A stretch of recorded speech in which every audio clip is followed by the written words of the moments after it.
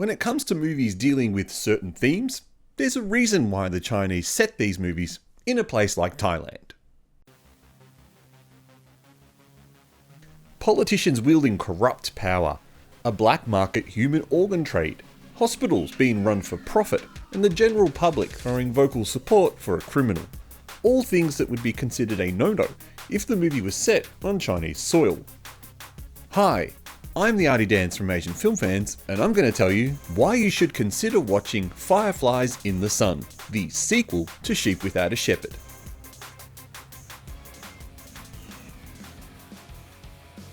A young boy, Lam Keung, lies in a Chinese-run Thai hospital waiting for a heart transplant.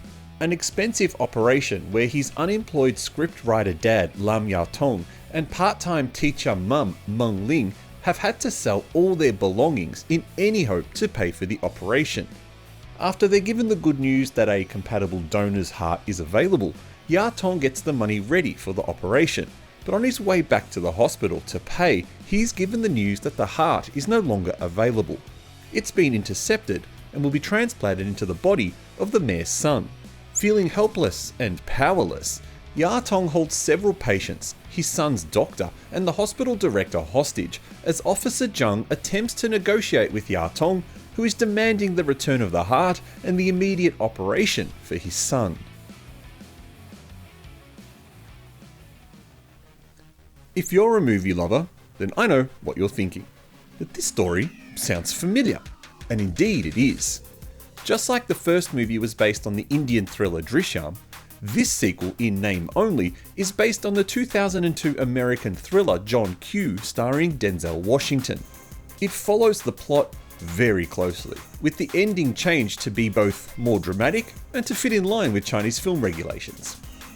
Returning from the first film is Xiao, playing the father character again, and Keung playing another powerful politician again. They only share 2 scenes together, but they're quite impactful. A clear delineation between the average citizen and the almighty politician and the gulf between them. There's a great line from Yao-tong in the film that sums up this feeling perfectly. We can live with the little we have and accept people are different, but we won't let them stomp on us as if we were bugs. The film regulators probably think this is a great quote against the capitalist rich, but reading between the lines, it could easily be seen as a call to arms against the government too. If you're wondering why the film is set in Thailand instead of China, then this is part of the reason. Chinese politicians can't be shown as corrupt, and the system they operate can't be shown as corrupt either. Hence, portraying them as Chinese-speaking Thai politicians gets around that restriction. Same again when it comes to tackling the themes of black market organ donors and hospitals for profits. It's okay to accuse other countries of harbouring these crimes, just not the mainland. I'm not sure the Chinese audience is buying that excuse though. Just saying. There is a great supporting cast in this film though.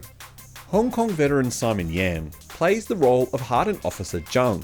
A scruffy presentation with the look of a man who's seen everything before, Yam is terrific.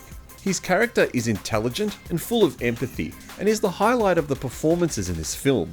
Likewise, Hong Kong actress and model Janice as Ling, the mother, does a great job in probably the best performance of her career. R.F. Lee as Mr. Sardin and Yang Song as Dr. Dharma are also great in their parts, but Terence Ying's performance as the police chief Tang Ham is just awful though. Overacted and lacking any real direction, it's a bad character who derails most of the scenes he's in.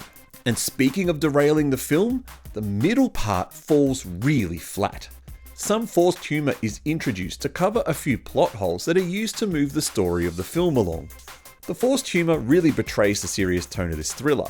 It's a strange decision from director Mo Dai in his first feature film to add this type of humour. Here's a bit of trivia. He directed a few episodes of the Detective Chinatown TV series. The original director of the first movie also directed a few episodes of the TV series. It gets even more interesting. The director of the Detective Chinatown movies, Chen Sicheng, is the producer of both of these movies as well, so it's obvious why there was some forced humour, but it just doesn't fit the film. The movie does have a great intro and a great ending. The ending is expected due to film regulations and is telegraphed about midway through, so while not a complete surprise, it's still impactful due to the message it's trying to say.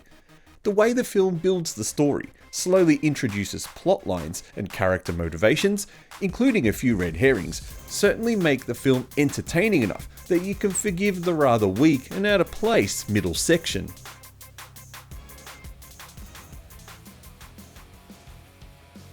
This movie had a quick transition from cinema to online streaming.